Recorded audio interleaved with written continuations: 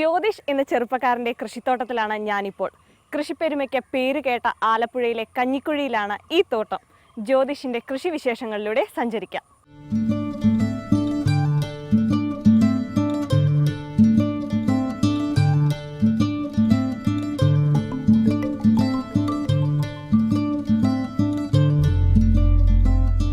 ഈ വെണ്ടയെല്ലാം ജ്യോതിഷിന്റെ വിയർപ്പാണ്, കുടുംബത്തിന്റെയും. കഞ്ഞിക്കുഴി 11-ാം മൈലിനടുത്ത് അയ്യപ്പൻചേരിയിലാണ് ഈ 1.5 ഏക്കർ പാടം. ജ്യോതിഷിന്റെ കഥ കേട്ടാൽ പലതുണ്ട് കാര്യം. സ്വന്തം ഭൂമി കൃഷിക്കായി എങ്ങനെ ഒരുക്കണമെന്നും എന്തു വിള തിരഞ്ഞെടുക്കണമെന്നും എങ്ങനെ ആദായമുണ്ടാക്കണമെന്നും പഠിക്കാം. ഒപ്പം നാടിന്റെ കാർഷിക മുന്നേറ്റത്തിൽ സ്വന്തം ചെറുപ്പത്തിന്റെ ഊർജം എങ്ങനെ ജ്യോതിഷ് സംഭാവന ചെയ്യുന്നു എന്നും മനസ്സിലാക്കാം. ഞങ്ങളൊരു കയർ ഫാക്ടറിയിലായിരുന്നു. വിദ്യാഭ്യാസ SLC ഫെയിൽഡാണ്. ഒരു തല്ലിപ്പൊളിയായിരുന്നു. വെള്ളം കുടിച്ച് അലമ്പായി നടക്കുന്ന ഒരു സ്റ്റൈലായിരുന്നു. 2000 വെള്ളം കുടി നിർത്തി. വെള്ളം കുടിക്കുന്നതാണ് ജീവിതത്തിൽ വലിയ കാര്യമെന്ന് കരുതിയിരുന്ന ഒരാളാണ്. പക്ഷേ അത് നിർത്തിക്കഴിഞ്ഞപ്പോഴാണ് നമുക്കതിൻ്റെ ഒരു സുഖവും. അത് കഴിഞ്ഞ് കമ്പനി അടച്ചുപൂട്ടിയോടുകൂടി, കമ്പനി അടച്ചുപൂട്ടുന്ന മുമ്പായിട്ട് കൊച്ചിലെ തൊട്ട് വലിയൊരു ആഗ്രഹമായിരുന്നു പാടം മേടിക്കുക, കൃഷി ചെയ്യുക എന്നുള്ളത്. പാടത്ത് പണിക്കിറങ്ങുമ്പോൾ വഴിയെല്ലാം പൂവിരിച്ചതായിരിക്കുമെന്ന് ആരും കരുതരുത്. വഴിയിൽ മുള്ളുകണ്ടെന്ന് കരുതി പിന്തിരിഞ്ഞോടുകയുമരുത്. ഈ പാഠവും ജ്യോതിഷ് അനുഭവത്തിൽ നിന്ന് മനസ്സിലാക്കിയതാണ്. ഒന്നുവെച്ചാൽ 10 കിട്ടുന്ന ലോട്ടറി അല്ല കൃഷിയെന്ന് ഈ യുവാവിനറിയാം. തിരിച്ചടികൾ ഉണ്ടായാൽ മനസ്സ് തളരുകയല്ല, അതിൽ നിന്ന് മാറ്റങ്ങൾക്ക് തയ്യാറാകുകയാണ് വേണ്ടത്. ഞാൻ ഒരു പാടത്ത് മാത്രം പയർ, വെണ്ടയൊക്കെ ഇട്ട്, ബാക്കി മൊത്തം ചെറുപയറിട്ട്. അവിടെ തൊട്ട് നമ്മുടെ പാളിച്ച തുടങ്ങി. ചെറുപയറിട്ട് സാധനം എടുത്തു തീർക്കാനും പുഴുവായി കഴിഞ്ഞാൽ ഒരു രക്ഷയില്ലാതെ ഇപ്പം അവിടെ തൊട്ടൊന്ന് വീണ്. പിന്നെ അടുത്ത വർഷമായപ്പോൾ ഒരു പാടം പയർ, ബാക്കി വെണ്ട. അന്നേരം ഈ പ്രദേശങ്ങളിൽ ഏറ്റവും കൂടുതൽ വെണ്ടയാണ് നമ്മളായി. 8 വർഷമായുള്ള കൃഷി പരിചയത്തിൽ നിന്നാണ് ജ്യോതിഷ് സ്വന്തം കൃഷിയിടം ഇത്തരത്തിലൊരുക്കിയത്. കൃഷിപ്പണിയിൽ നിന്ന് കിട്ടിയതും ഭാര്യയുടെ സ്വർണം പണയം വെച്ചതുമൊക്കെയായി പണം കണ്ടെത്തിയാണ് സ്വന്തമായി സ്ഥലം വാങ്ങിയത്. സമീപത്തെ പാടങ്ങളിൽ വിരിപ്പ്, മുണ്ടകൻ എന്നിങ്ങനെ 2 പൂ കൃഷി ഇറക്കും. 2 കൃഷിയാണ്. 2 കൃഷി ചെയ്ത് കഴിഞ്ഞാൽ പച്ചക്കറി കൃഷി പാടത്ത് ചെയ്യാനൊക്കെയാണ്. അതുകൊണ്ട് അങ്ങനെയാണ് ഇവിടുത്തെ റൊട്ടേഷൻ. ഇത് പാടമായതുകൊണ്ട് വെള്ളം നിൽക്കുന്നതുകൊണ്ട് പച്ചക്കറി നമുക്ക് ഈ ഒറ്റ വർഷത്തേക്ക് നമുക്ക് ചെയ്യാനൊക്കെയാണ്. പച്ചക്കറികളിൽ വെണ്ട തിരഞ്ഞെടുത്തതിനും കാരണമുണ്ട്. അടുക്കളയിലെ പച്ചക്കറി പട്ടികയിൽ ആദ്യ പേരുകാരിൽ ഒരാളാണ് വെണ്ടയ്ക്ക. അപ്പോൾ ഡിമാൻഡ് ഇല്ലാതാകുമെന്ന് പേടിക്കണ്ട. ആരോഗ്യത്തോടെ ചെടികൾ വളർന്നു കിട്ടിയാൽ വലിയ പണിയില്ല. രോഗങ്ങളെ പേടിക്കണ്ട. കൃഷിച്ചെലവ് കുറവ്, നല്ല വിലയും കിട്ടും. അപ്പോഴാണ് ചെടികളുടെ വളം മോഷ്ടിക്കുന്ന കളകൾ ശല്യമായി മാറിയത്. തുടർന്ന് കൃത്യതാ കൃഷിയും സ്വീകരിച്ചു. നമ്മൾ ഈ മൾച്ചിങ് ചെയ്യാൻ കാര്യം ഈ കള കണ്ട, ഈ കളയാണ് ഇവിടുത്തെ ഒരു പ്രധാനമല്ല. പക്ഷേ ഇത് ഓപ്പൺ പ്രിസിഷൻ ഫാമിങ് കരപ്രദേശത്താണ് സാധാരണ കൂടുതൽ ചെയ്യണം. ഇതല്ലേ നമുക്ക് വലിയ നഷ്ടമാണ്. കാര്യം നെൽകൃഷിക്ക് ഇത് കംപ്ലീറ്റ് പൊളിച്ചെടുക്കണം. സാധാരണ 1 വർഷം 1.5 വർഷം റിലേ കൃഷിക്കാണ് സാധാരണ ഇത് ഉപയോഗിക്കുന്നത്. പക്ഷേ നമ്മൾ ഈ പുല്ലുപിടുത്തം കൂടുതലായ കാരണമാണ് ഇത് ചെയ്തത്. പ്ലാസ്റ്റിക് പുതയിൽ വെണ്ടയുടെ ചുവടുകൾ സുരക്ഷിതമായി. പക്ഷേ മുതൽ മുടക്ക് സാധാരണ കൃഷിയിലും കൂടുതലാണ്. വായ്പ വഴി പണം കണ്ടെത്തി. കണിക ജലസേചനം സമയവും അധ്വാനവും ലാഭിച്ചു നൽകി. ഒരു കർഷകനെ സംബന്ധിച്ച് എല്ലാവർക്കും തന്നെ പോലുള്ള പരിപാടികളെല്ലാം ഉണ്ടാവും. പക്ഷേ ഇപ്പം ഒരു മരിപ്പുണ്ടായാലോ അല്ലെങ്കിൽ ഒരു ആശുപത്രി കേസ് കിട്ടേണ്ട, ഒരു കല്യാണം ഉണ്ടായാലും നമുക്ക് ധൈര്യപൂർവ്വം പോകാം. അറിയണ്ട, വിളവെടുത്തേച്ചാൽ മാത്രം മതി. ഇനി മുടക്കിയത് ലാഭവും ചേർത്ത് തിരിച്ചുപിടിക്കാനുള്ള വഴികളാണ്. അതിനായി റിലേ കൃഷിയുടെ മാതൃക സ്വീകരിച്ചു. വെണ്ടയ്ക്ക് കൂട്ടായി ചീരയും വെള്ളരിയും ഒക്കെ നട്ടു. ഞങ്ങൾ എത്തുമ്പോഴേക്കും അവ പറിച്ചു കഴിഞ്ഞിരുന്നു. ചെലവിന്റെ വലിയൊരു പങ്കും അതുവഴി തിരിച്ചു കിട്ടി. ചീര ഒരു 50,000 രൂപയ്ക്കുള്ളിൽ ചീര ഉണ്ടാക്കാം. 50,000 അല്ല, 1 ലക്ഷം. ഫുൾ സ്ട്രെങ്ത് ഈ 1.5 ഏക്കറിൽ ചെയ്യണേ 1 ലക്ഷം രൂപയ്ക്കുള്ളിൽ ചീര ഉണ്ടാക്കാം. ചീര ഈ 1/2 കിലോ കെട്ടായിട്ട് 20 രൂപ 30 രൂപ കെട്ടാക്കിയിട്ട് ആ വില അനുസരിച്ച് ഏറ്റവും കുറഞ്ഞ 20 രൂപ, 1/2 കിലോയ്ക്ക് 20 രൂപ കെട്ടായിട്ട് ചേർത്തല ടൗണിൽ പോവും. ഇവിടെ കുറേ ജംഗ്ഷനിൽ പോയി തീർക്കും.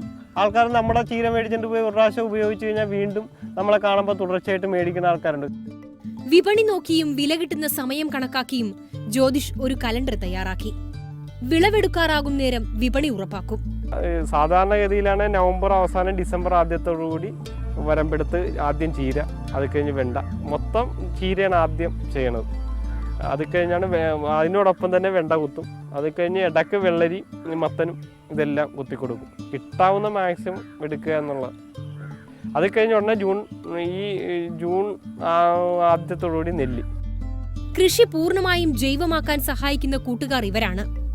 കാസർഗോഡ് ചെറുവള്ളി ഇനങ്ങളിൽപ്പെട്ട നാടൻ പശുക്കൾ.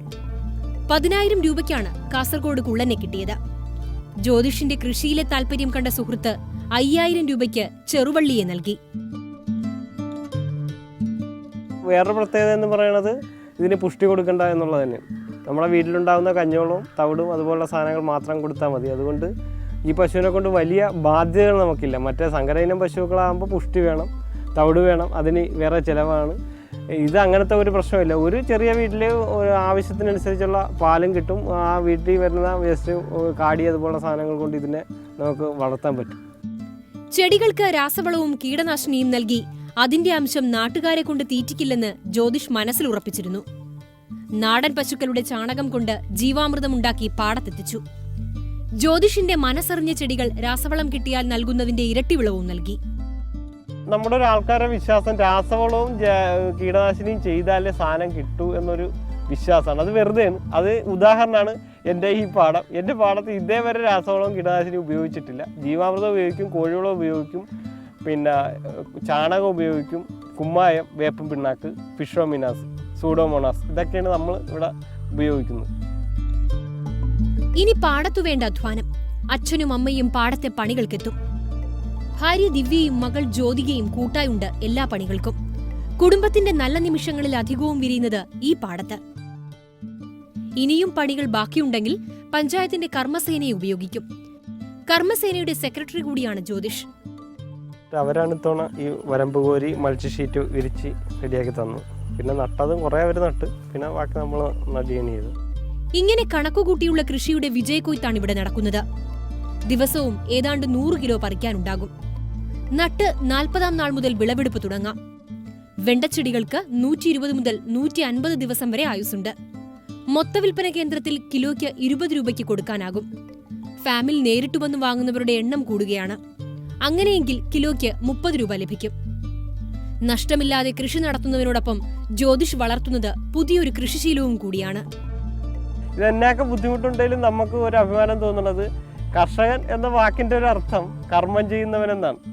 നമ്മളുടെ ഇപ്പോഴത്തെ ഒരു ആൾക്കാരുടെ തമിഴൻ്റെയൊക്കെ ഒരു സ്റ്റൈല് വിഷം കൊടുക്കുന്നവനെന്നുള്ളതായിട്ട് മാറിയിരിക്കുകയാണ്. കാര്യം നമുക്ക് തരാനുള്ളത് വിഷം അടിച്ചു, അവർക്ക് കഴിക്കാനുള്ള വിഷം അടിക്കാത്ത എന്ന രൂപത്തിൽ 2 തോട്ടം ചെയ്യുന്ന രീതിയാണ്. തന്റെ കൃഷി ജീവിതത്തിൽ വഴിത്തിരിവുണ്ടാക്കിയതിന്റെ ക്രെഡിറ്റ് ജ്യോതിഷ് നൽകുന്നത് ഡോക്ടർ തോമസ് ഐസക്കിനാണ്. അദ്ദേഹത്തിന്റെ ഫേസ്ബുക്കിൽ ജ്യോതിഷ് വിഷയമായതോടെ ഈ പാഠം തേടിയ ആളുകളുടെ ഒഴുക്കായി. ചെറിയ ആത്മവിശ്വാസമല്ല ഫേസ്ബുക്ക് ലൈക്കുകൾ ജ്യോതിഷിന് നൽകിയത്. ഇങ്ങനെ ഒരു വർഷമായിട്ട് ഇപ്പോൾ ആൾക്കാർ പുറത്തുനിന്ന് ജൈവസാധനം കണ്ട് അറിഞ്ഞ് ഫേസ്ബുക്കിലൂടെ, തോമസ് ഐസക്കിൻ്റെ ഫേസ്ബുക്കിലൂടെ നമ്മളെ കൃഷി കണ്ടറിഞ്ഞ് ഇവിടെ വന്ന് ഡയറക്റ്റ് മേടിക്കുമ്പോൾ ആൾക്കാർക്ക് വല്ലാത്തൊരു സന്തോഷമാണ്. ചിലർക്ക് പറിച്ചെടുക്കണമെന്ന് തോന്നും. അപ്പോൾ അങ്ങനെയൊക്കെ വലിയ സന്തോഷത്തിൽ ഇപ്പോൾ ആൾക്കാർ ഡെയിലി എറണാകുളത്തു നിന്ന് 1-2 പേര് വീതം വരണുണ്ട്. തരിശു സ്ഥലങ്ങളെടുത്ത് കൃഷി ചെയ്യുക എന്ന പദ്ധതിക്ക് ധൈര്യമുണ്ടാകുന്നത് ഇതിനെ തുടർന്നാണ്. കഞ്ഞിക്കുഴിയിൽ ഹെലിപാഡായി ഉപയോഗിച്ചിരുന്ന സ്ഥലത്ത് ഓണക്കാല പച്ചക്കറി കൃഷിയുടെ പണികൾ തുടങ്ങിക്കഴിഞ്ഞു. ജ്യോതിഷിന്റെ മറ്റൊരു ധൈര്യം കഞ്ഞിക്കുഴിയിലെ കൃഷി ഓഫീസർ റെജിയാണ്. കൃഷി ഓഫീസർ ഏത് പുതിയ കൃഷി വന്നാലും നമ്മളോട് ചെയ്യാൻ പറയുകയും അതിന് വേണ്ട എല്ലാ സഹായങ്ങളും ചെയ്യുന്നതാണ്. നമ്മുടെ കൃഷി ഓഫീസറുടെ ഒരു പങ്ക് നിർണായകമാണ്. ഏത് സാഹചര്യത്തിൽ നമ്മളെ സഹായിക്കാൻ ഏതൊക്കെ രീതിയിൽ നമുക്ക് എന്തൊക്കെ സഹായം വേണമെങ്കിലും കൃഷി ഓഫീസറുടെ ഭാഗത്തുനിന്നുണ്ട്. ഒരു ഉദ്യോഗസ്ഥർ എങ്ങനെയായിരിക്കണം എന്നുള്ളത് കഞ്ഞിക്കുഴിയിലെ കൃഷി ഓഫീസറെ കണ്ട് മാതൃകയാക്കേണ്ടതാണ്. സ്വന്തം സ്ഥലത്ത് വിളയുന്ന വെള്ളരിയും മത്തനുമെല്ലാം അധിക വരുമാനം കൊണ്ടുവരുന്നു. കളകൾക്കൊപ്പം വളർന്നുകയറുന്ന കൊഴുപ്പച്ചീരയ്ക്കും ആവശ്യക്കാരേറെയാണ്. ജ്യോതിഷിന് വരുമാനത്തോടൊപ്പം സന്തോഷവും കൊണ്ടുവരുന്നതാണ് ഈ വിളകളെല്ലാം. അതിനെല്ലാം പുറമെ കൃഷി ജ്യോതിഷിന്റെ രാഷ്ട്രീയവുമാണ്.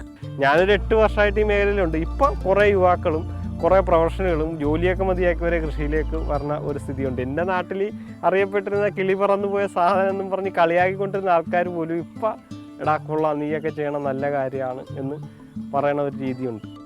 കൃഷിയിൽ അഭിമാനം കണ്ടെത്തുന്ന യുവത്വം, അതിന് കൂട്ടായി നിൽക്കുന്ന നാട്, പിന്തുണ നൽകുന്ന കുടുംബവും പൊതുപ്രവർത്തകരും, ഉപദേശ നിർദ്ദേശങ്ങളുമായി കൃഷി ഏജൻസികൾ. ഇത്രയും മതി മണ്ണിൽ വിജയിക്കാനുള്ള ധൈര്യം കിട്ടാൻ. ഈ പാഠമാണ് ജ്യോതിഷ് സ്വന്തം കഥയിലൂടെ പറയാതെ പറയുന്നത്. ജ്യോതിഷുമായി നേരിട്ട് ബന്ധപ്പെടാൻ ആഗ്രഹിക്കുന്നവർ വിലാസം ശ്രദ്ധിക്കുക. V Jyothish, Mattathil, Cheruvaranam, Varanam PO, Cherthala. Phone number 9447016982. Number ഒരിക്കൽ കൂടി 9447016982. നാട്ടുപച്ചയുടെ ഇന്നത്തെ സമയം പൂർത്തിയാകുന്നു. നാട്ടുപച്ച മുൻപ് പരിചയപ്പെടുത്തിയ കർഷകരെ പറ്റിയുള്ള എപ്പിസോഡുകൾ ManoRamaNews.com-ലും യൂട്യൂബിലും ലഭ്യമാണ്. നാട്ടുപച്ചയെക്കുറിച്ചുള്ള പ്രേക്ഷകരുടെ അഭിപ്രായങ്ങൾ അറിയിക്കേണ്ട വിലാസം: the producer, Nattupacha, Manorama news, Aroor, Alappuzha. വീണ്ടും കാണും വരെ നന്ദി, നമസ്കാരം.